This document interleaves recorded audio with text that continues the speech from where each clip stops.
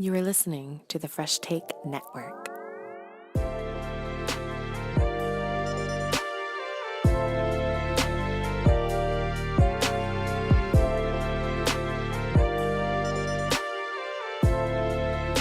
What it is, what it do, welcome to Fresh Take. Joshua Adam, I'm not with Andy Kenyar, and it's an absolute privilege, man, that, when you think of Calgary real estate, it bursts out the seams when you think of this man, Len T Wong, and the man that defines Calgary refereeing. If there was a Calgary Basketball Hall of Fame, this man is a first-class inductee. Ladies and gentlemen, Len T Wong. Hey, Josh. Hey, Andy. Hey, buddy. How you doing? Good.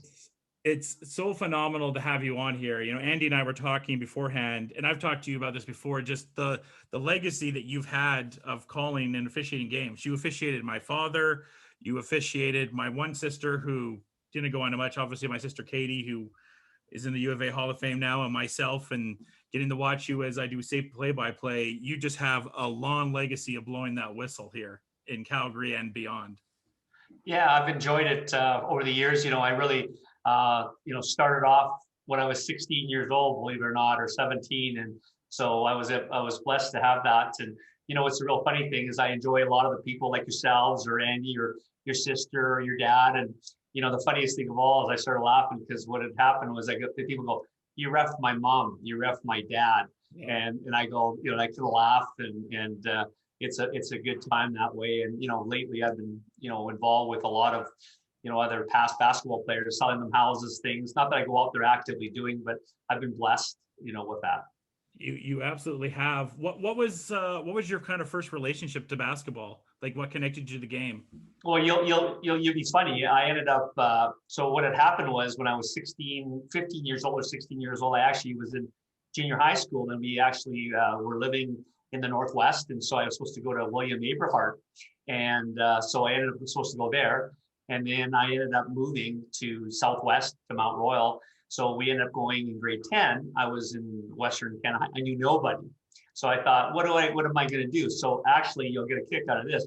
So I ended up becoming a manager for the senior girls basketball team. Wow. So that year, the first year under Lawrence King, who was one of my mentor coaches, he ended up that year, they were undefeated in the city. So I'm walking into this environment where it's unbelievable. And then we go all the way to the cities, win the cities, we go to the provincials, and we get knocked out by Grand Prairie, which you guys remember over the years, right? A little school with Grand Prairie Composite knocked us out. We were ranked one, the team to beat. So that was an experience. And then what had happened was I was coaching, I was helped the manager, and then eventually I had to make a decision where they wanted me to coach. I learned a lot. And then I finally I actually coached the junior girls Western basketball team for a year. And then my basketball career started taking off. So I had to make a decision, either do I referee or do I coach? And so I took referee. What kind of made you decide between the referee and the coaching side of things? You know what? I just enjoyed that part more. I think, I enjoy coaching kids and things. And, what I also learned too is, as you know, what that's like, dealing with personalities and things and motivating kids. And I think there's a big difference between coaching girls and there's boys. So I was blessed to experience both. Well, refereeing, I enjoyed that because, basically, I learned the game, through the system. And then, ultimately I made that decision of deciding refereeing, basketball. So that was one of my things. And then I went through and then I went to school down in the States, which I'll talk to a bit. I went down to Las Vegas, and what had happened was I ended up, when I left for Calgary to the States, I was a horrible ref, to be honest with you. And then I ended up coming down there, going to some camps. I got a coach, one of the commissioners liked me and mentored me. And so I've had some experiences. I can tell you a little bit about Danny Tarkanian or any of those stories. Some of those I can tell you about. Oh, wow. Yeah, that's super interesting. What kind of got you down to the States then? And what kind of brought you back to Canada, I guess? Well, so what happened was I was at UC for a couple of years for school. Yeah. I found that I was getting a little bit lazy not as focused with school because I had basketball and everything else. So I said, heck with that. So I ended up going down to school in Vegas. I finished off my degree in hotel management.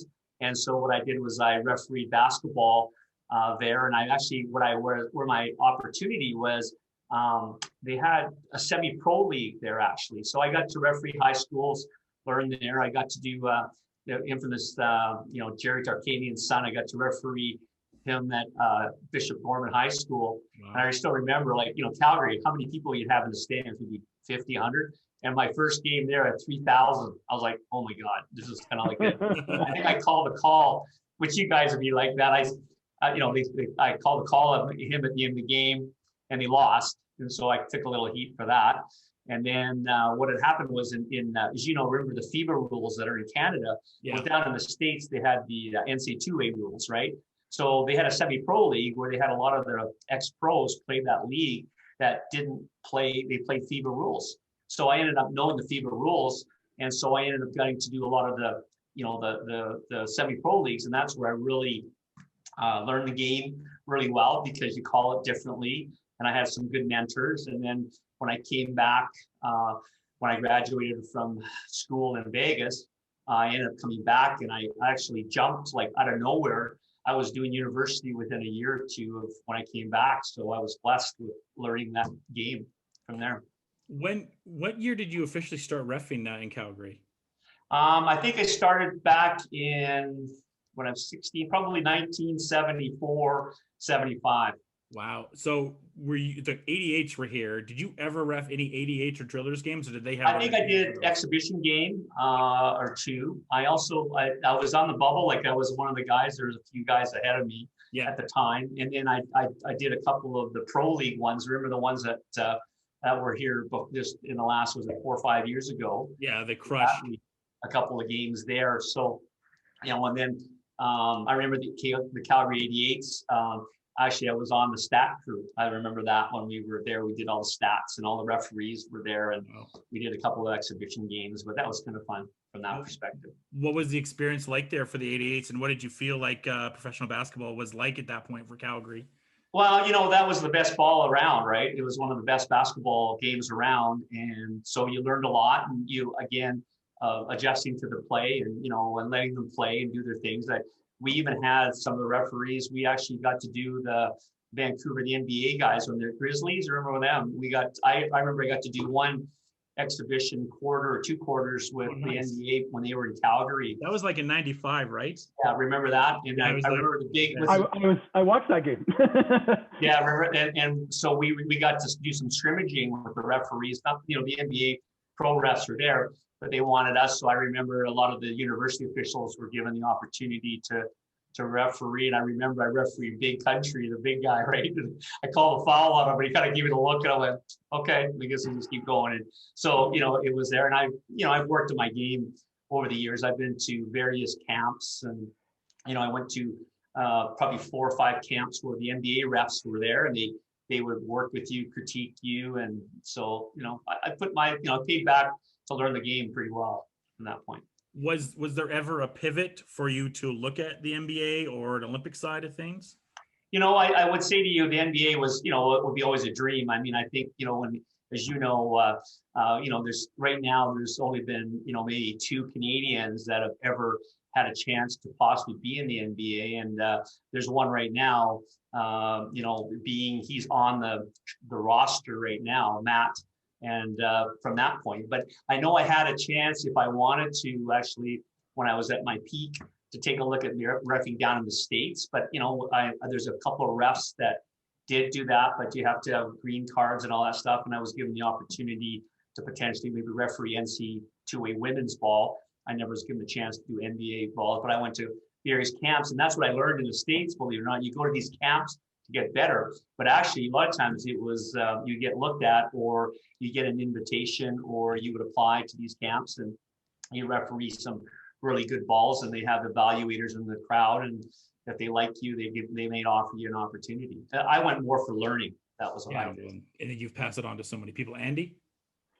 Yeah, I mean, I guess you've gotten to see the growth of basketball in Canada, in Calgary, so much. I mean, I remember when I was playing, and you had the odd guys like the Mike Henrys of the world that went down to the States and started to play there. And, now you have, guys like Eddie Jr. doing Genesis basketball here in town. And, like you have AAU basketball here, you've seen the game grow and change and stuff. And like, how do you, Josh and I sometimes get on here when we talk NBA and we give it a little bit of the get off my lawn. I miss how basketball used to be played when it was a little bit more physical and it was, that sort of thing. How have you seen that development of basketball, not just here in Calgary, but, in general over your career? Well, I think what's happened is guys like Steve Nash and all that stuff gave, Canada, the drive for it. What I've seen is that what has changed immensely has been club ball, right? I mean, remember guys, right? When I first was referee, what's that, club ball? And what you found a lot of the time was basketball was very seasonal, right? Because you play volleyball, basketball, and then you do track or football and do all those things. So what we found is that I saw club ball immensely, improve the game. Now it's 24, 24 around the year, all the time, 24/7, right? And people like Eddie and all those guys create these spectacular leagues, and kids are developing. And so you're seeing the quality of level, as you know, Andy, improve a lot because the kids are playing year round. And a lot of the kids have to pick a sport now, right? It's almost year round. Well, I mean, I obviously came from the volleyball world before, I played basketball and volleyball in school, but I mean, my career went volleyball first. And, for me, it was volleyball was a sport that we could go down to the States and play the UCLAs and USCs. Like we would do Christmas tour with University of Calgary every year. We would have Dino Cup where Pepperdine, the big college schools would come up here, but we had a club system in place then for volleyball. It was very normal to have that already in place in the early 90s. And you're right. I mean, that basketball, there just wasn't the same sort of ability to have that, where you got you had ABA and stuff like that, but that was very seasonal after your season. It was very short. But you're right. I mean, I think that's, and I think now that you have AAU available, that's made such a huge difference. Yeah, no question. And I mean, you guys know you both are we're from the West Side, but you can imagine going to Toronto and Ontario and all that stuff. And you've seen that a lot of the colleges recruit now down everywhere. Yeah. And, here it doesn't have the volume, but down there they have the volume. And you see some of the kids playing at top university down in the States, NC Division I schools. And now you're seeing a handful of kids go through the NBA, right? So, and I think that's what's driven it. And there's a lot of programs. I think the Raptors helped it. There's a lot of programs that people got really pumped about it. And I think you're right. I mean, the club ball has changed basketball as a whole. And I think that's kind of fun. And, we get to referee year round now too, like we could have before, but the summer leagues and all that stuff, we're from the same level of intensity we are in the summer as we are in the winter. Yeah, we had. You're not stuck just reffing the old guys, right? In men's league, yeah. Like you had to, right? All of us slightly past our athletic prime. Exactly, but it was fun, right? So you're a little smarter, you're a little more wily. You get called for like fouls that you're not used to getting called for. I remember all that. Yeah, I turn around and go, Andy, what are you talking about? Like, come on, you used to play every day. Now you're playing, twice a week or once a week. You're supposed to be still the same stud you were back in university. I'm resorting back to like old man basketball. You got to try to be a little bit more wily than you were when you were younger. Well, I always get a kick because Josh, when we've seen some of the guys, some of the guys are so cool on the court. Like they're a little bit, they have to have that edge, right, on the floor. That's what I've seen. In basketball or any sport, right? To have that edge to be really competitive. And what is really cool is when they're off the court, I would say 98% of the guys are really good. But on the floor, they're probably 90% are jerks. Because Jermaine and I always go, and I think he's a fantastic coach, but Steve Schultz from St. Mary's, I'm just like, we had a chance one time our audio equipment broke down and just hear him just reading him to his girls. And I'm like, I am glad I'm not a girl on his team or a referee. I'm imagining him as a coach, and I'm sure there's a few of those guys and women. And that. I mean, the hard part about it, basketball, I mean, just like any sport, right? I mean, coaches or players, and I think Andy knows. I mean, a lot of times you want to be heard. And, but also at the same time, I would say, hey, Andy, you know, you do get away with stuff, and we try to make it fair, and we're not picking on anybody. It's just a lot of times it's a balance, right? So it's always a funny thing. And then we get the smile and go, well, how many times did you get away with something the odd time, or vice versa? And then they get the smile, and all of a sudden it's like, you're right, Len. You never want to admit those things, though, in the middle of a game. Maybe Never. Afterwards, I'd pat you on the back and say, you know, I know where you're coming from, but not in the middle of the game. What's your favorite? What's the most interesting story of a technical foul that you've had? Actually, the best one actually will be the classic. So Gary Howard, Mr. Basketball. Yeah. So he retired from UFC, right? Yeah. So what he does is he's paying back. He was coaching. He helped out Mike Fullerton, right, at Sir Winston Churchill. So what had happened was, and you'll laugh at this one. So what happened was he would be helping out the team and that, because he was retired, and his knowledge would be as good as anybody's out there that's university. So one time I was refereeing him, and he's sitting in the crowd, right? Sitting on the crowd, and he's going yelling, "Buddy, do this, do that, whatever." Like, and I turned around and I said, Gary, I said, do me a favor, and don't do that, right, for me. Don't do that, because next time I'm going to tee you up. You can't give me a technical foul. I go, yeah, I can. So what's the funniest thing, of course, he didn't stop. I turn around and I go, bing, that's a technical foul on him. He gets up, he can't, whatever. And he says, you can't do that. I'm a spectator. So what happened was I ended up telling him at the end of the game, did you check your name on the score sheet? And his name was on the score sheet.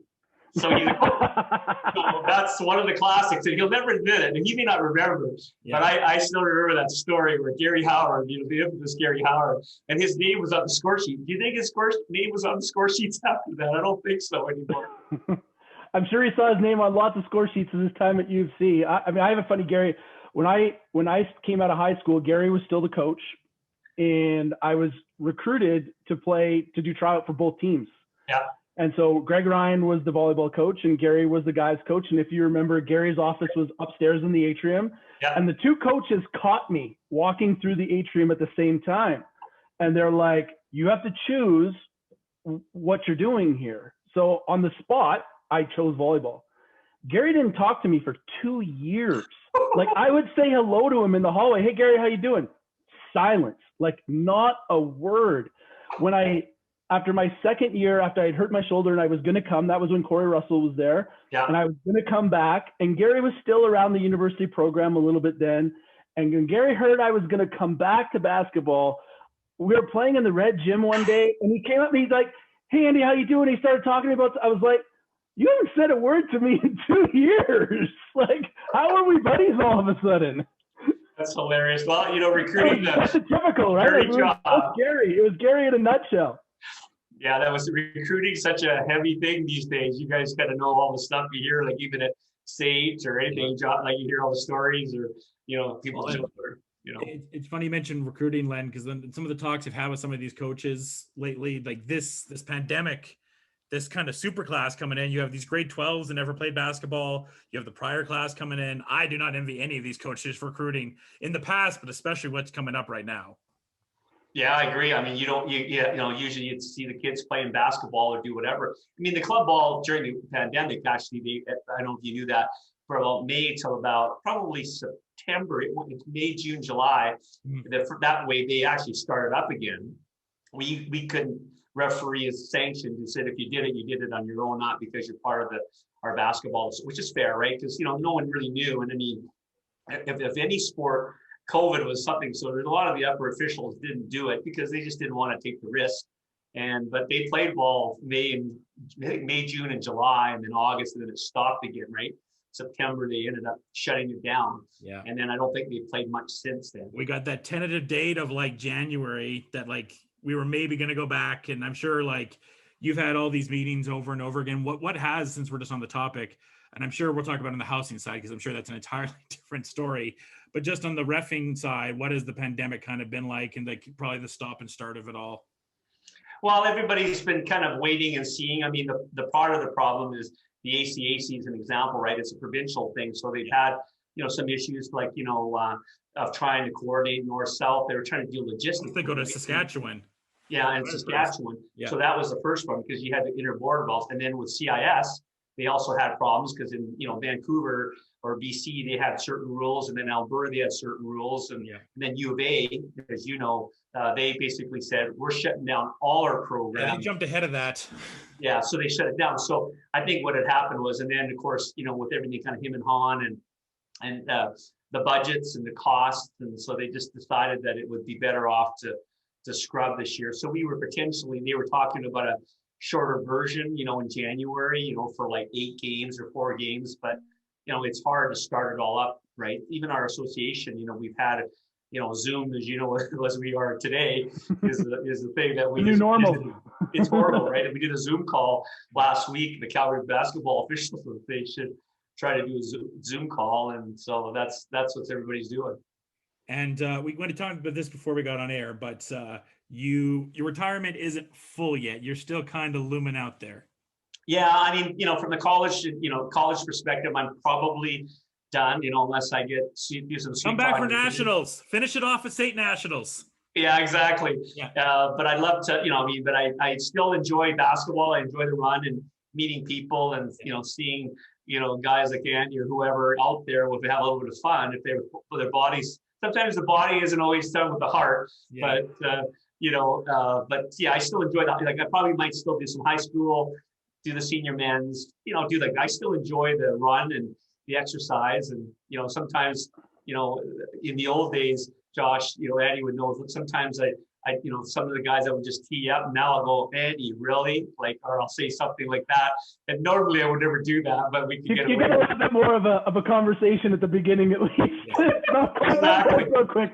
There's a little bit of relationship there that's earned you like, hey, Andy, are you sure this is what you want to be doing?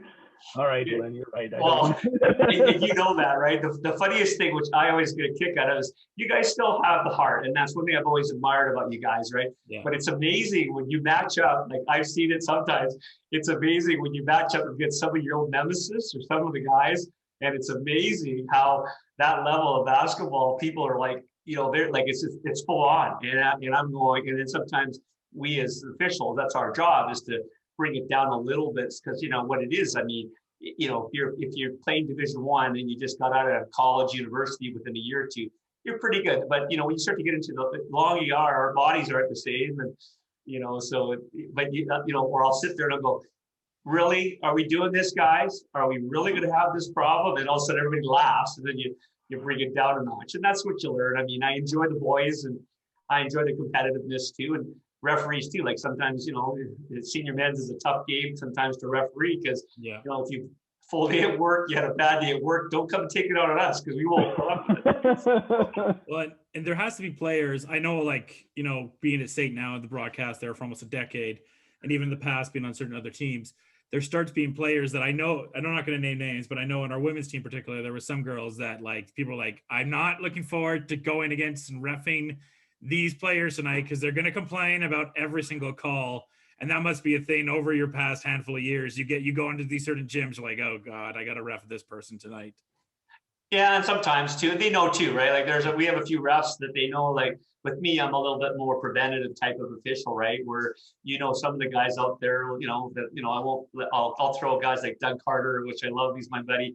He has zero tolerance, right? Whereas with me, I'll a little bit more. But then I'll say the same thing. I'll say, Andy, I warned you once, and you don't like it. It's just and a lot of times it's about, that's where the experienced guys like Doug and Dick and a lot of the crooks like me and, the veterans, we understand the game. And, a lot of times we see an irritant. You see that happen more than anybody. You play against a guy that you played back in the, school days that irritated you. They're playing here, or vice versa, or the team matchups too, right? You've seen some of the guys, like I remember Alex would come down from U of A and play the UC guys, and there's a couple of guys that don't like each other because they remember all those times when we're doing it. But the best line is sometimes those guys, right? That you play with these guys, and when they miss a layup, they're not, like, sometimes I'll because they start ragging on me and go, well, sometimes you just throw a little bit of fun, and they're like, because at the senior men's level, you're now a warrior, and now you're coming to play like you were back at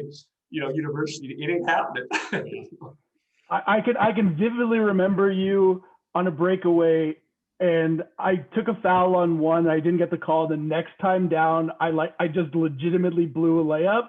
And you were like, and you ran up behind me and you were like, so was that one my fault too? And I'm like, shut up.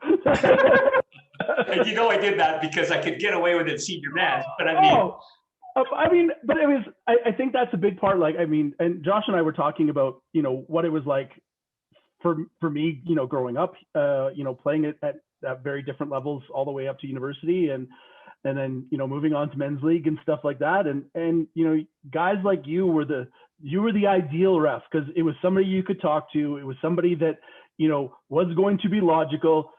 You know, Doug, not as much. You know, there was no talking, and there was no like trying to get an explanation. But that's, you know, as a player, I think that's all you really want. You want somebody, and I think you see it in the NBA now, right? The old guard refs that the players used to be able to go and have conversations with, those guys aren't in the league anymore the way they ref the NBA. It's a lot of quick triggers in there, and guys are like, look, I just want to be able to like have a discussion in terms of what's going on out here, so I know what I can do. Yeah. And the big thing that I see even the NBA or even you know, like the college is like, I don't have a problem with university. And you know, a lot of times you might want to vent, and I'll say, hey, I hear you. And I said, sometimes you get them, sometimes you don't. And sometimes with the NBA too, right? One thing you never want to do as an official, if I could pass it on to anybody, is that you never want to embarrass a referee in, like, you know, in a situation, right? So if I come up and you start ranting and raving and doing all that stuff, well, the referee has to tee up. The perfect example, I remember Mark Davis, right? Their NBA ref. He came up to Calgary. I was his host for the day, and he said to me, he says, a guy like Rasheed Wallace, remember that guy? You knew, it's just when. But if he said to you, Andy, it just whispered in your ear, you're not going to do anything, because you knew eventually. So I think that's the biggest thing I always tell people is that if you want to talk to a referee, never embarrass them, and two, don't make it a theatrical thing. A lot of time industry, and that's what the NBA, the upper levels, that's what they do, is they listen to the coaches, they will acknowledge the players, but lately, you're right, I agree with you 100%. What's happening right now is you got a lot of the old guard leaving and a lot of the new guards, and so you hear a lot of whining and like, you know, like this, and you know what, after a while, and even if you're at the NBA level, there'll be a couple times when you go to the hoop, you may not get that call, and it's not that they're trying to send a statement. It's just sometimes it's the balance of the play, right? Sometimes too. You start building up a reputation. I mean, I've kind of seen it with the Sixers with Dwight. The refs are starting to get to a point of like Dwight, like getting tangled up or doing certain things. Like, okay, I've had enough.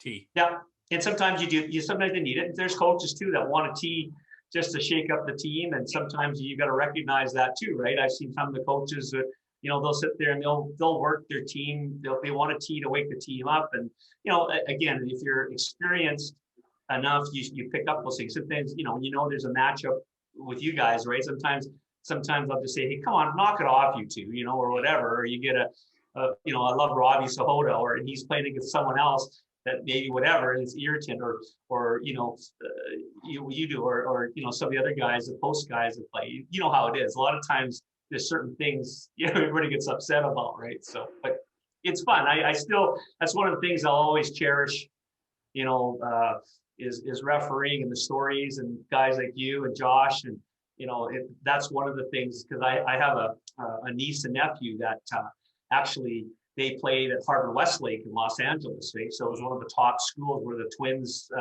NBAs, and you know, it's no different down there. Uncle Len had to one time bite my tongue because I'm looking at the referee and I'm going, really? You know, and I never lose it very often. I can't even sit with my brother because he just, every touch foul is a foul, right? And I go, that's not always a foul. And so you kind of laughed, and I was proud of my niece and nephew, because my nephew was the captain of the senior team for Harvard Westlake, and they did pretty well. And my niece actually, she was and so he ended up going to USC, just graduated actually this week from USC, and he was the manager for the USC men's basketball team. So he actually got to play, like practice and play with all those guys, and he had a great time. And then my niece, great run this year. Yeah, and my niece went to Northwestern, right? And she didn't want to play, and basically you'll laugh. So she became the manager, and by the second year they offered her a scholarship because she didn't want to play, because she just, you know, she had a little bit of a knee injury, like a little bit of an nagging knee, and she wanted to be a girl. So, but I was proud of my nieces and nephew, and they'd always come. I get to go watch their games when I was down in the States, and the families, like the parents would always say, "Is that a foul? Is that?" So I'd start laughing. I always have a fun time. So those are some of the stories that I can tell you. And I was going to ask, like, one of my things that Andy and I always talk, I think blaming a referee on a loss is one of the weakest excuses ever. What's like the worst tongue lashing you've gotten from a crowd or a fan in your career? Well, I mean, what you do is, I think what happens is that, when you get into the competitive games, right? Like I've had city finals where we went into overtime, and then the crowds are crazy at Crescent Heights. You remember those days, where they it's like Crescent Heights church must be bad. That's right. And I remember I did one game and the rivalry, because it used is Father Lacombe and Bishop McNally. So I remember I refereed those two at a city finals, and actually with Michael Whelan and David and I did it, and it was double overtime. And of course the coaches don't like each other. They were actually almost jawed, and I had to go, come on, knock it off. And of course they went into overtime. So, of course the crowd's in your face, but you know what, you walk away, and and when you hear your peers, or now the hard part, you guys know both ways, playing and refereeing, you're on video. So, you guys we get scrutinized all the time. I think we've only criticized 2 calls the entire time. There was one call that was really weird. I can't remember what it was, but it was really cool. I mean, we have access to, don't have the replay system we want, but it's very cool. We can get you guys to come to the desk after and explain calls to us. So we're still kind of learning the game, even though like Jermaine and I played together like so many years. So it's really cool when you guys get to come to the desk and explain it afterwards. And it's like, oh, okay, that's how that works. And you kind of continually learn. I think that's the benefit that we get as the broadcaster side, which I'm sure that's something that's kind of relatively new to you, is having the broadcaster side for some of the games. Well, and the hard part about guys is that, when I went to these camps, like these basketball camps down in the South, and they all joke, he said, you don't want to be the ESPN highlight of the night, because that's what happens, right? Because what happens is you get it. But people have to realize, I mean, in basketball, it's a quick call, quick session happens, and you learn by experience. You look at the situations and you watch the play, how it develops, and with experience. I mean, a 2 or 3 year old guy is not going to see, maybe unless you play like Andy or something like that. You play at the upper level, and we've had some really good refs develop because they played at the upper levels, understand the game, and that's why they excel. But it's so hard, and sometimes you want the call right. That's the number one thing. But I think what sometimes is that, you guys know, the NBA, the NCAA, like a lot of times those sports, NBA maybe not, but in the college level, it's all about momentum and energy, right? And again, what I don't like is that you have a play, and if you get it, you want it right. And if it's a TSN turning point, I get it. But sometimes, if it's early in the game or something, or it could be a crucial, yes, but that's the hard part. People don't realize. And when you do more upper levels, like I've learned, when I'm doing more upper level ball, I'm better as a referee than I'm doing lower level balls where it's scrambly and you just can't get a feel and do that. But video is changing from a learning perspective. When we go to camps now too, we take the videos, and the NBA refs, believe it or not, after a game, they spend an hour every night breaking down tape, play by play, and then every day, the commissioner for basketball, referees, comes out with a memo saying, here are 3 picks that I don't like, or here's 3 picks to be aware of each day. So that's what they do. That's how people don't realize how scrutinized. We have to write a test. We get evaluated. Wow. We get watched. You get ranked.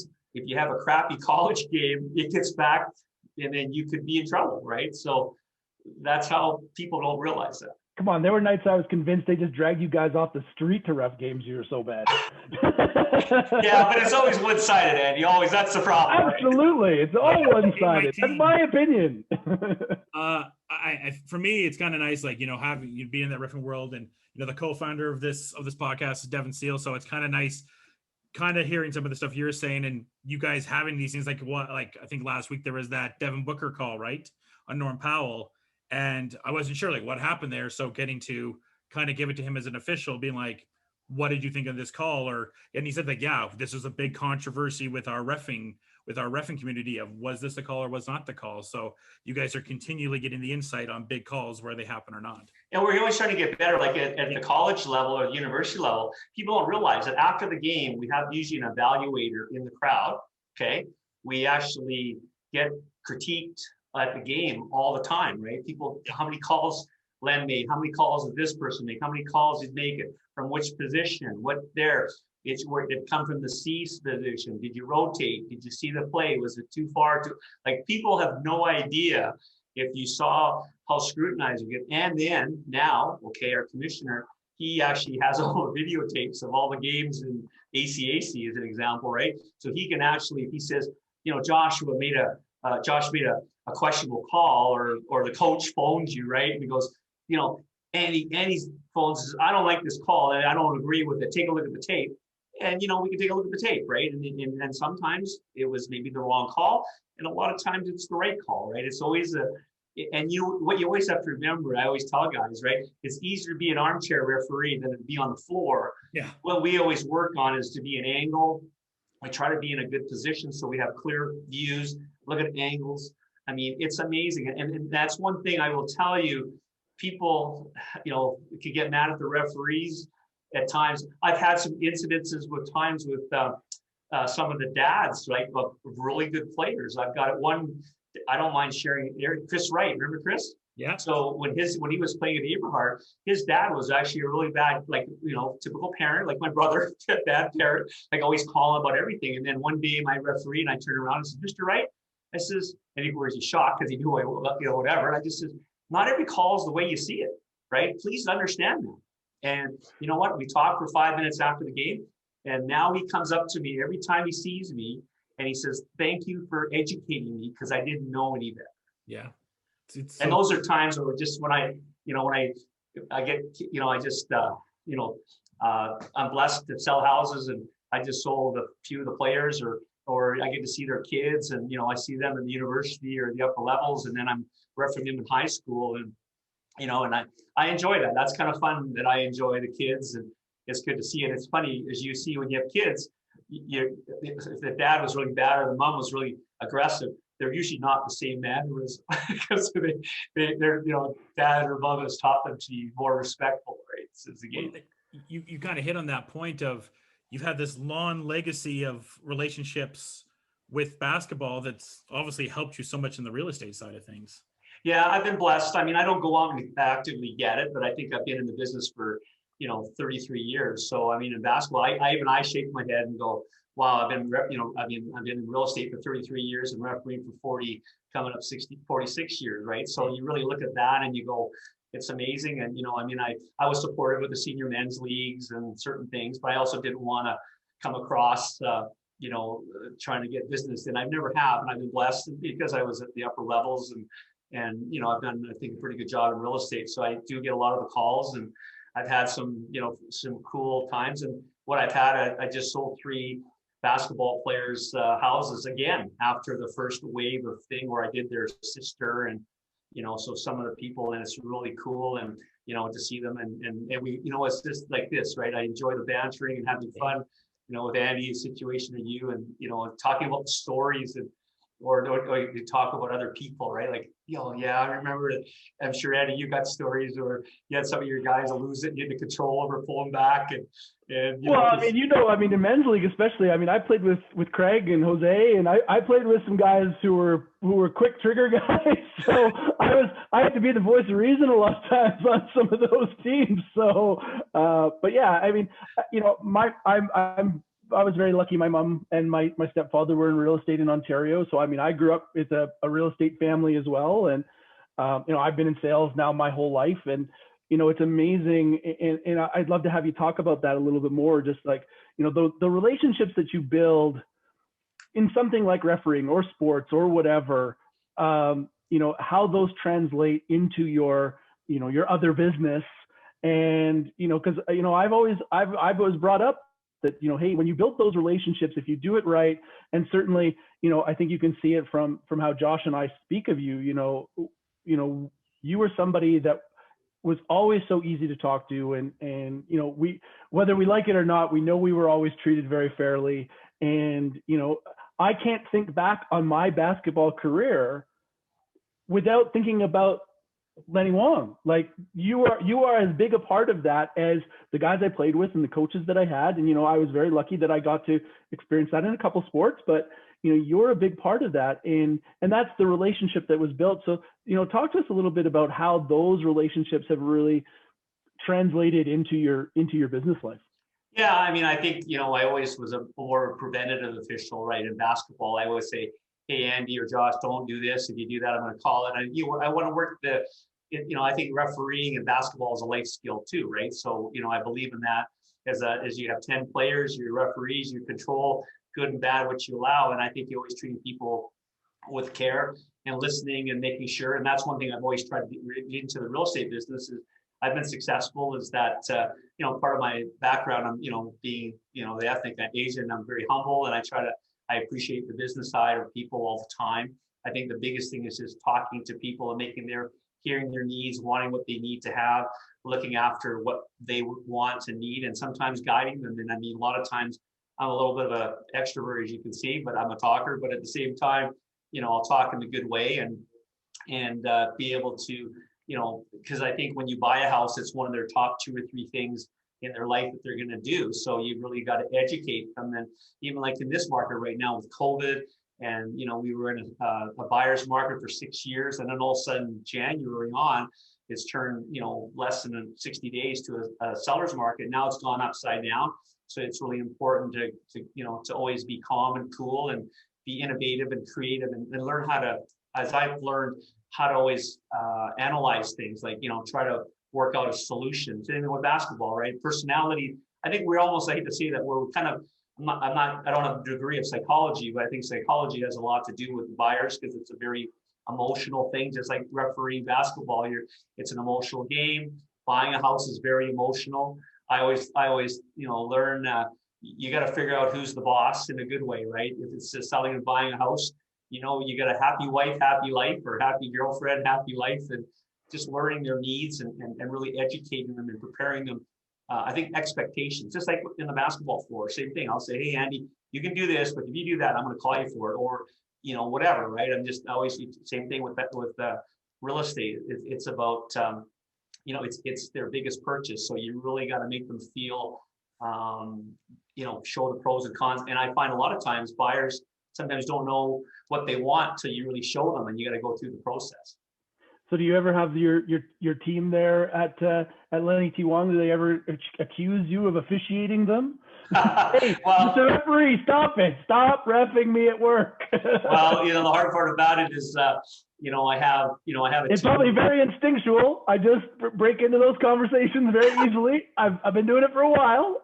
Well, you'll get a kick out of that because I have 3 full-time assistants and 8 partner agents, and actually one of them is Steve Kabachia. So Steve works for me and with me as my team leader. So it was funny because I'd always bug him a little bit and mentor him and coach him, and he's a great guy and we get along really well. He's been with me for over 3 years, and I always tease him a few times because when I first met him, he was in Red Deer, and I evaluated him, for the 3A provincial. So it was funny. So I'll throw a little bit at him, and he'll tease me, and we have a good rapport, and so you try to manage the team. Like, yeah, I have to coach again, right? That's the problem. Some days I don't want to coach. So every sports pod does a top 10 list or whatever. You've had this opportunity to ref so many guys here in Calgary and in Alberta. Who to you were in no particular order, the top 5 players you ever got to officiate?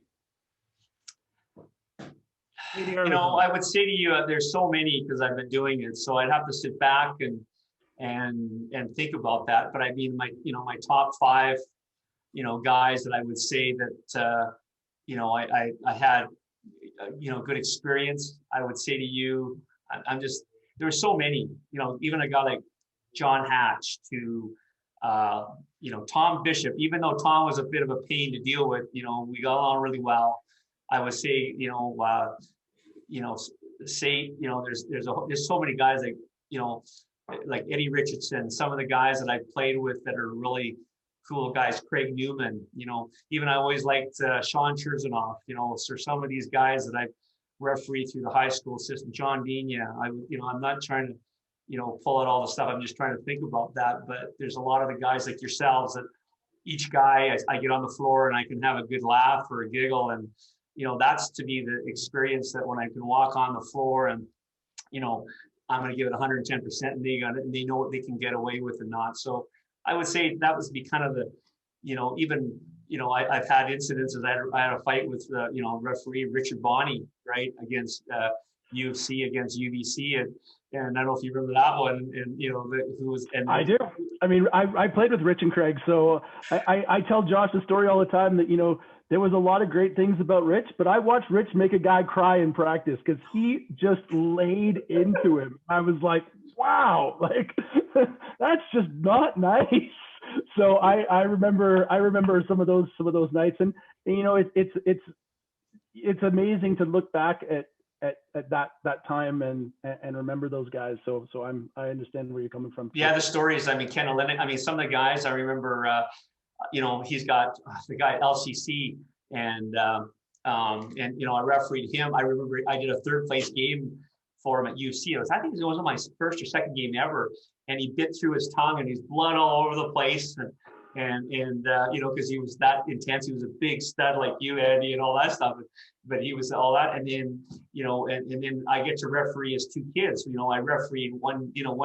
I think I did a girl and a boys game because he had his daughter play. Those are times when I sit back or we'll joke about it or, whatever, or you can sit there and go, hey, I refereed your dad, and I go, and I'll tease him. I go tell him that you're a little better shooter than him, and those are little things. And they'll go, what are you talking about, Lenny? Or, whatever. That's how I am. I have a joke thing like that. And that's one of the things, but there are so many stories, coaches too, right? I've had coaches, Skip Morgan, I had him one time, he said to me, he says, Skip, you got to sit down.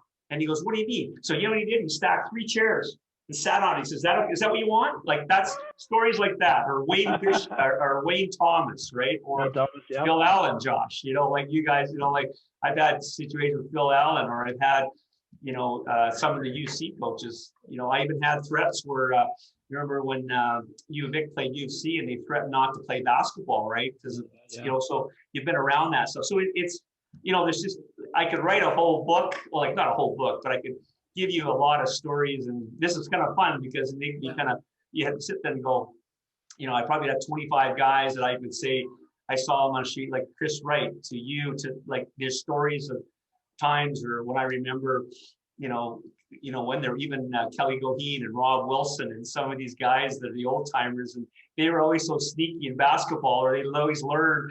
And I go, or the little tricks of the trade, right? Like you all learn the little tricks of the trade. And I think I remember the story where we're at camps and he goes, watch the guy's neck. If it's all tight and free, the guy's locked them in there, hooked them in there. And so Andy's laughing because I'm right. Because yeah. And I mean, we all of us learned it from the generation before. We had, my generation with Rich and Craig and those guys. I mean, we had JC and we had Beagler and we had those guys that you got to play with, at whether it was Lindsay Park or Men's League or whatever. And you learned all those tricks from those guys. And it was like, it was a totally different game when you figured some of that stuff out. Well, and you know what, we look at that stuff too, right? And we watch the play and, we talk, people don't realize we go to camps and, anytime that, you impede progress or you just deflect the guy a little bit, that's all it takes, right? And, we watch for that. And that's why you brought in 3-man at the upper levels, because a 2-man game, it was tougher, now you got 3 guys because you almost need 3 levels at that upper level. It's not that you need all the time. You see all the angles, right? It's amazing all the little tricks of the trade you learn. Not that hey, I kudos to them and we catch you. It is what it is, right? So, learning of that. Hey, if you caught me once, I probably did it 4 times before that where you didn't. So I'm good. I'll take those numbers every time. That's right. And that's why I always remind you, go, what do you mean? I said, okay, how many times you really do it? You're going to laugh or someone knows it. And that's what it takes. That it's just that little pick and roll and, Josh will watch it, announcing it or you'll see it. And it's just, that's what happens, right? And what do you mean my knee and my hip stuck out a little bit too much? What do you mean?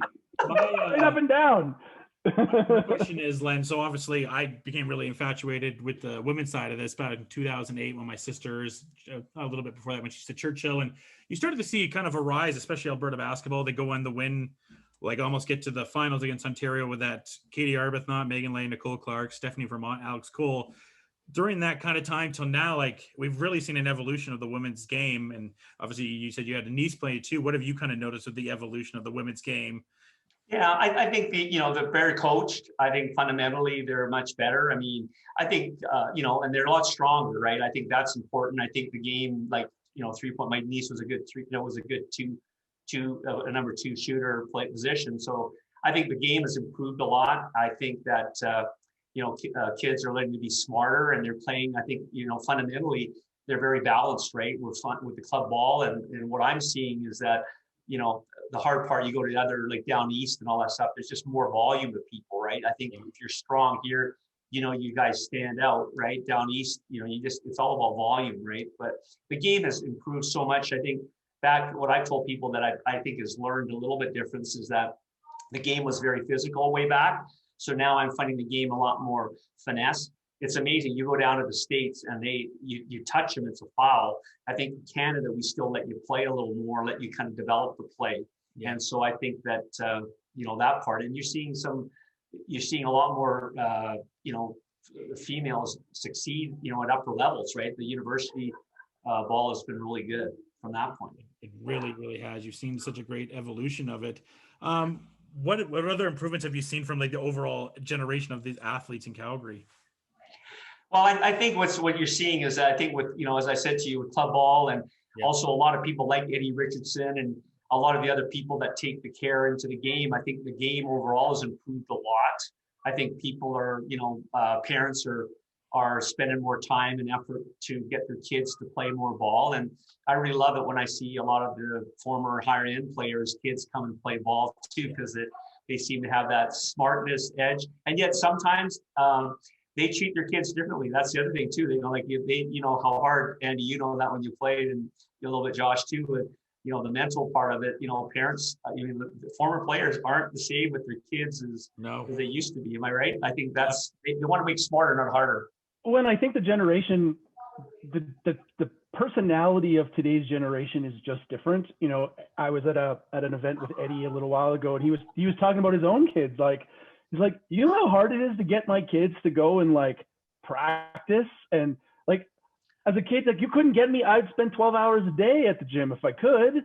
Like there wasn't all the other distractions, all the other avenues that there are now. Like, I have a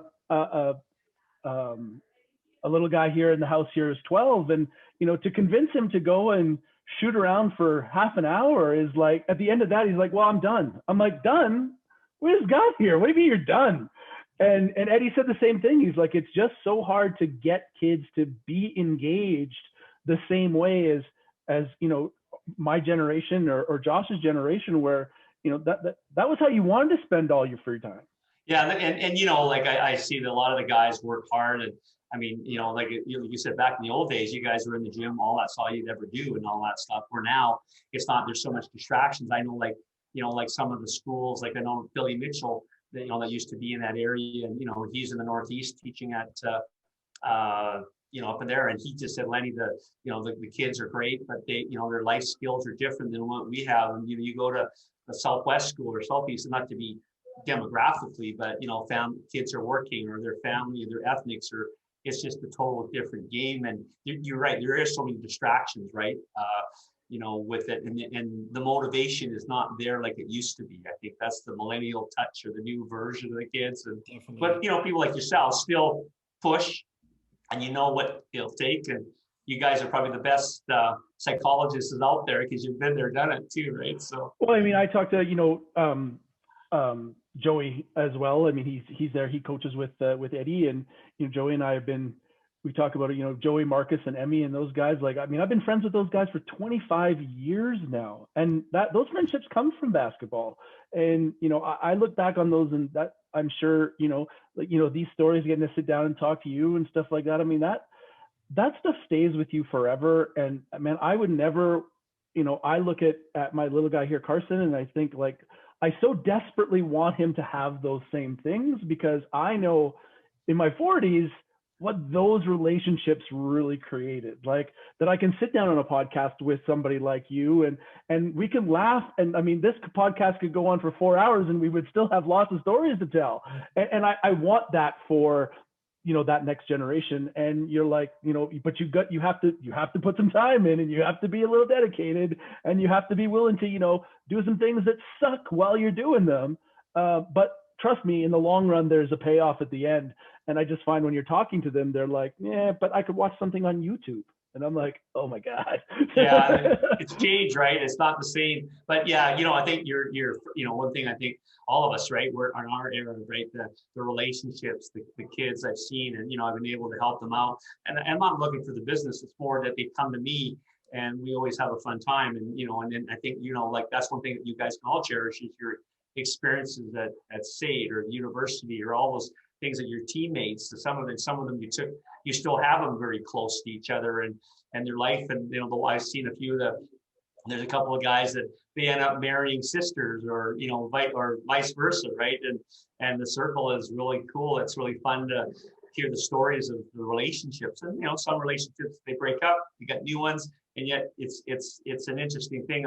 I think you've been out there. Remember the old Canmore basketball tournament? You know, for 40 years it's been going on. Last year was the first time it didn't happen, right? And the relationships and the visits and the hangouts, and it's amazing all the people, right?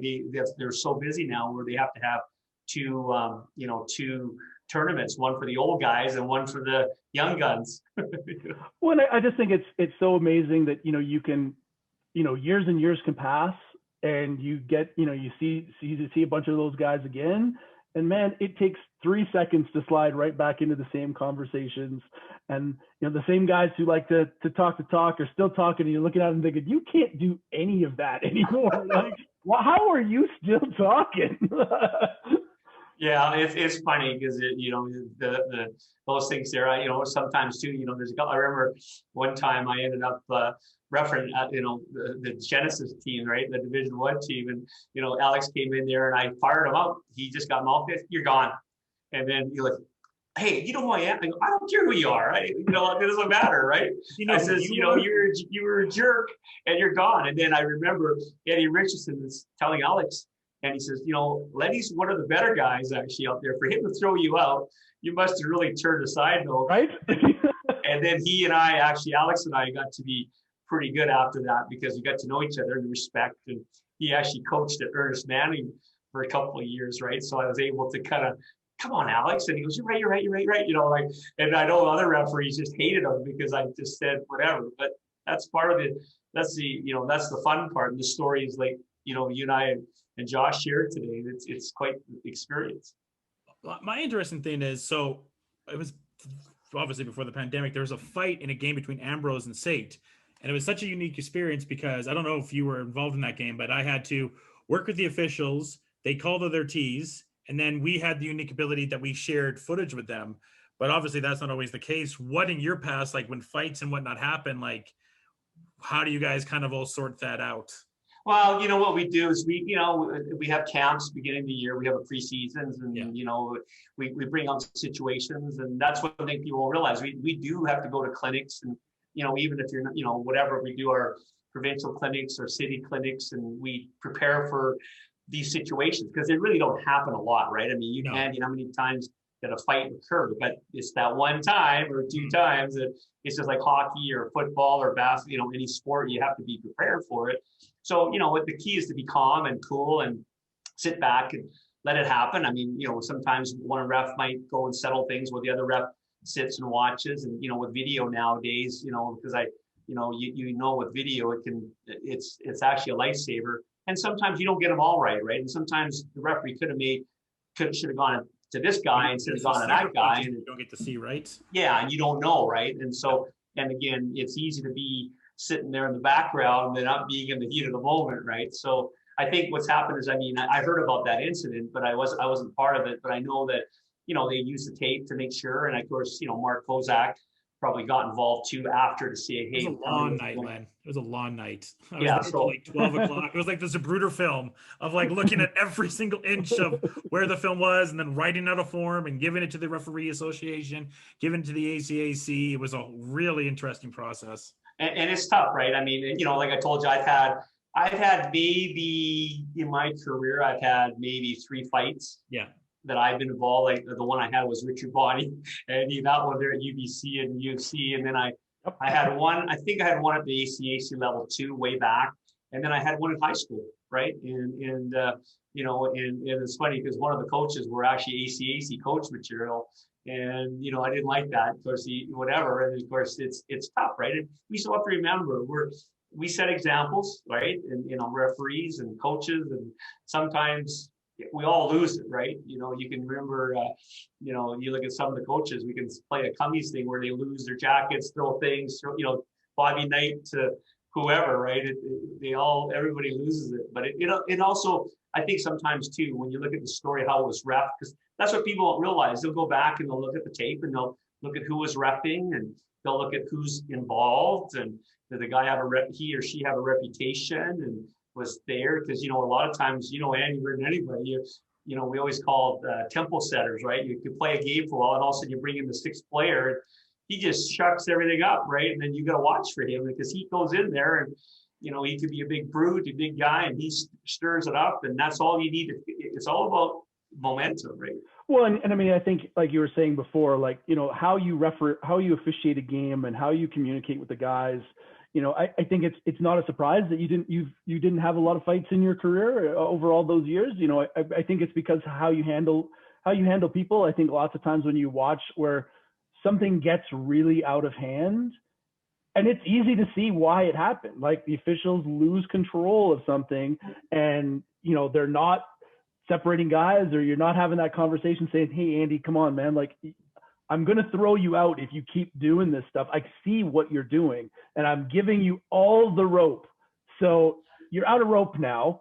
But if you have those conversations, you can avoid those types of situations, I think, in most cases. Yeah, like diffusing is a word I'll use, is that a lot of times we can diffuse a situation before it gets there, or just make the guy accountable and say, you did that last time. You can't take that guy out or pick him out or, whatever, or hand check, or just, it's that little bit. That's what people don't realize, on the game. That's why when you sit there and you watch the NBA or the upper levels, or you sit there and you roll back the tape, it's amazing what you saw a split second that you thought you saw it because of your experience. And then when you see it, or the whole play, like we always tell our referees, like watch the whole play. Because a lot of times what happens, and that better than anybody, is the retaliation component, right? Where you see something, you're pissed off, or, and very rarely is it one thing. Like normally it's something that's been picking at you for a while. Like it's play after play after play, where you're running around the screen and a guy sticks his hip out and you're like, ow.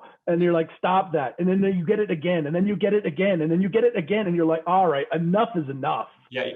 But normally you guys can catch that and diffuse it. And, suddenly somebody's held accountable for that hip out, and then it goes away.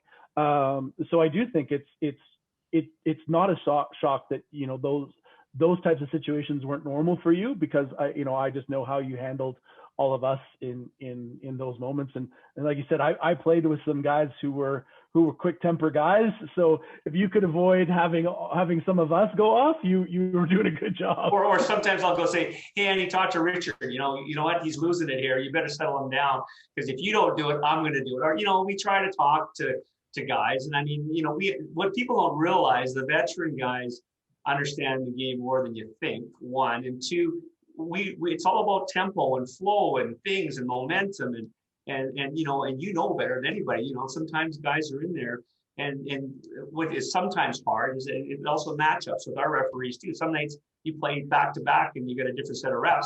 Well, last night you got away with this tonight, but tonight you're not getting away with it tonight, and there's something else going. And so it's just, it happens, right? So if you had, we'll ask this as a 2-part question. If you had anything that you would offer to both a young up and coming ref what are the things that you would say, and what would you offer to a young guy who's looking to get into real estate and make that a career? And like I said, I came from a real estate background. I know how hard that is. I saw my mom work, how hard she worked in Ontario when I was growing up. Give us some Lenny pearls of wisdom here, and what would you suggest for either of those guys? Well, what I would tell an up-and-coming referee is, you got to wait your moment. You got to earn your spurs. Experience is something you can't buy overnight, right? So you have to be there. I think it's really important to watch a lot of basketball and learn, a coach, mentor, to someone that you can emulate, follow, talk to, bounce it off. I think today it's really important to go to camps and clinics and things and learn about stuff, about things. So even for me, I didn't know some things till you go to camp and you understand the psychology, because there's a psychology perspective people don't understand or are understanding behavioral sometimes, right? So I always try to guidance in people in up and coming referees and also you listen, you don't be arrogant and, like egos, because that's part of our game. We need the ego to be good sometimes, but sometimes, so, those are the type of things that I tell a lot of the up and coming officials to be aware of things and bite your time, because what's going to happen is it happened for me too, right? Where I was given a chance to get into a high school game because someone got sick and everything. And I was like, I didn't know what I was like, I was so new, but I had a veteran that was going, hang in there, you can do that. And I still remember that time I was doing a high school Division I game. I can't remember what it was. And I was with an old guy named Les Shabai, and Les Shabai was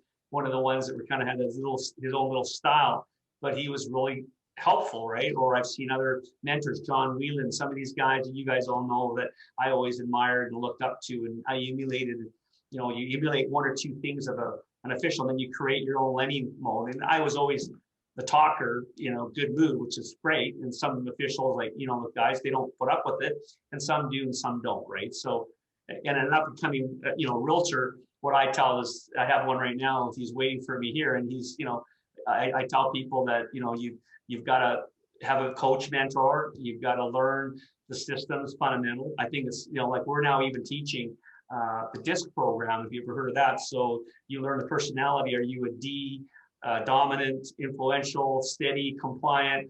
I teach these things to my agents to learn, to make sure that you figure out, how you'll handle you, Andy, compared to Josh, aren't the same, right? So you'll deal with an engineer. You might deal with a sales guy. You might deal, so you tell people like that, and you have to learn the fundamentals, because even I've had these guys come in, out of real estate school, and they go, oh, we didn't learn anything about how to do contracts. We didn't learn anything how to do negotiation. We didn't learn how to do it. So you try to, I just made my one agent said, okay, you write the contract. Let me look at it. Why did you do it that way? What do you think? Okay, why? So you try to spend the time, just like as you do, teaching kids, or did you teach your realtors what to do, so that they, don't reinvent, try not to reinvent the wheel, as I call it. Like, I've learned a lot of things where, I think there's a great way to learn real estate, because I've been in it for so long. Yeah. I mean, I think about, my mom has since passed away, and she was the one person that I would come home, being in sales my whole life, is, the number of times on those Sunday dinners with my mom where you just sit down and we just talk about sales strategy and, hey, this situation came up and I think I blew it here. I think I did this wrong. And you're right. I mean, to have that mentor, to have that person that you can talk those things through. I know I'm so much better because I was lucky enough to have that person in my life. And when I think back about, when I think about my mom now, I say this all the time. I miss Sunday dinner talks about sales. Like, it's so stupid, but it was something that we had. It was, between my mom and my stepdad, they were both in sales. They were both in property management. Like, I miss those conversations because that was a big part of me figuring out how to do my job. Yeah, well, and I don't know if you knew that, but my dad was in the real estate business too, right? So he's actually Len T Wong Senior. So, and he actually had a lot of the business too. And so my dad, came from nothing, and he was one of the top agents, and then he opened up his own brokerage in Calgary and Edmonton. So I learned a lot from him. And so when I kind of did my entrepreneurial stuff before I became a realtor, I asked my dad, so what do I got to do to be successful? And he said, you got to be known, you got to promote yourself, do all these things. And all that stuff. So dad's still alive. He's 87 years old, and so I ask him every so often too. And like you said, and you know what it's like. My dad was in it. My mom was always there because she, put up with my dad's hours because that's as you know better than anybody. Being a realtor is one of the toughest lives, that you can for marriages. Like I'm divorced, right? So I had a beautiful wife, and she was busy, and we just differently changed, right? But real estate can take its toll, right? That's one of the things that. And then I try refereeing, having a life, it's just going as you guys know, 24/7. Well, it's like being a broadcaster. You're not going to have a life. This is what your life is. My final question is for you. I had a bunch of real estate stuff, but I think it would take us down to too deep of a rabbit hole. So I'll bring you back on to talk about that separately one day. What's your favorite game that you've been a part of? Maybe, you kind of caught yourself off guard being a spectator, but you also felt like you had a good reffing game, whatever way you want to go with on that. I think the best thing is when you finish a game and you get acknowledged by both teams, from that perspective, even if a winner loser or overtime. And what I always try to do myself is that, if we went into an overtime game or whatever, I don't want to be the guy that made that call to cause a game, right? You try not to walk away from it and say, hey, the players decided. But I think the biggest thing is just, getting the appreciation, say, hey, good game, or I've had guys come up to me after I threw them out or I teed them up and they go, you know what, Lenny, you were right. I whatever. And that to me, when you do something and you have the, guts or the tenacity to come and apologize or do whatever, or that to me is the real part, because, at the end of the day, we don't get paid enough to put up with abuse. And, when you go to the upper levels, but, people realize that we do spend a lot of time to be better and to learn and to experience, if that makes sense. Is there a particular game that stands out like that, like just a game that you were a part of that like, wow, this is a really good game? You know what, I not to be thing, I would say that I've had some games in, at the city finals. I had a couple of city finals that were like double overtime and do whatever. So, gym's packed, everybody's going.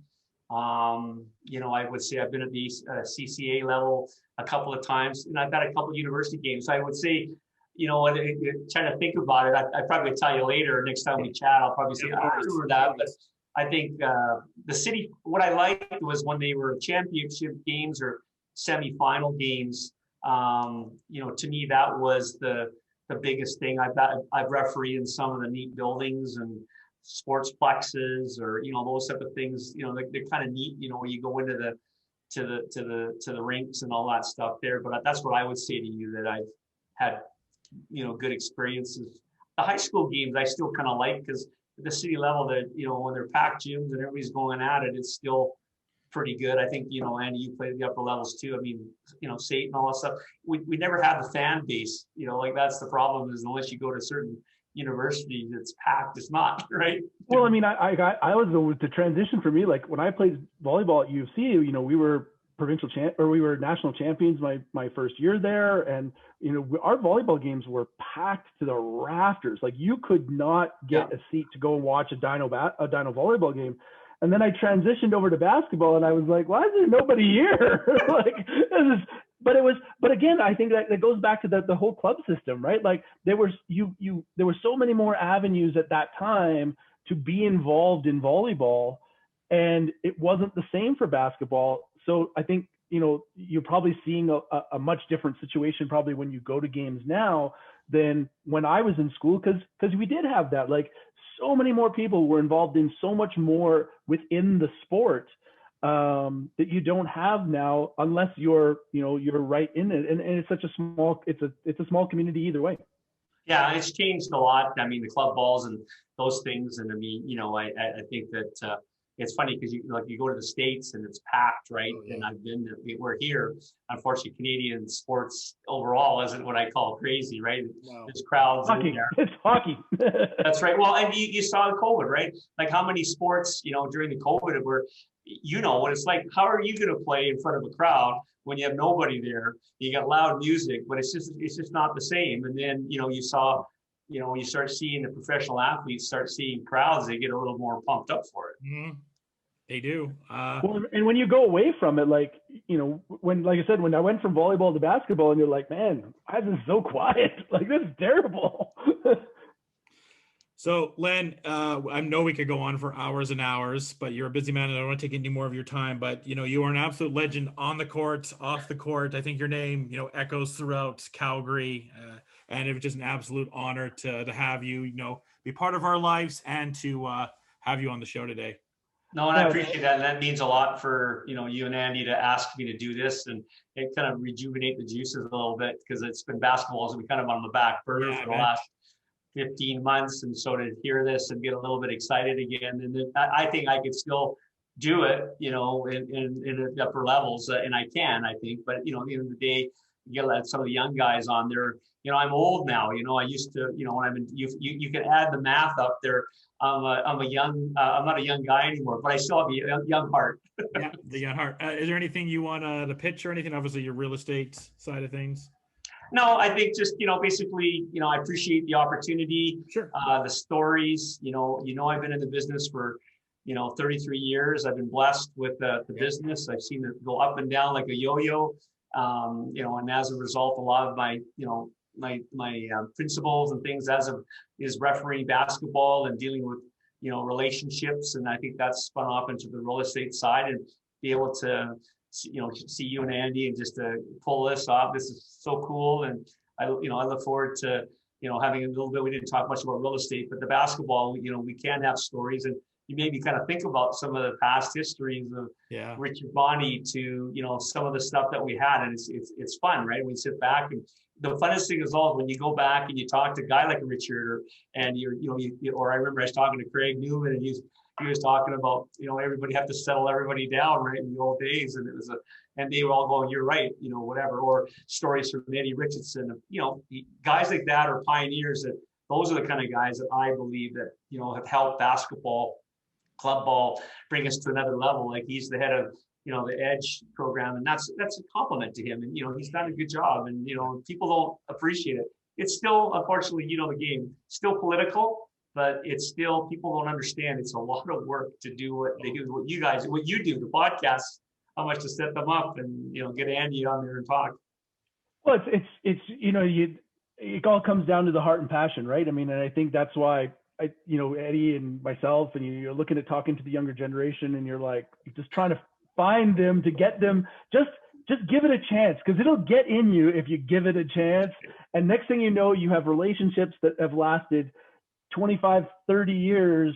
And, you know, man, those are the things you value as you get older. So, Lenny, thank you so much for taking the time with us today. My pleasure, guys. You're an absolute legend in the city. No. And I don't think there's more than a handful of guys in the whole place who would ever have anything bad to say about you. It's been an absolute privilege to be able to call you a friend, and thank you so much for all that you meant to this city, for basketball, real estate, the whole shooting match. It means the world to all of us. Thanks, guys. I appreciate that. And again, I'd love to do this again. And next time we'll have some more fun stories too, right? So, you know, from that point. Absolutely. Until next time, everyone, cheers and enjoy the day, people.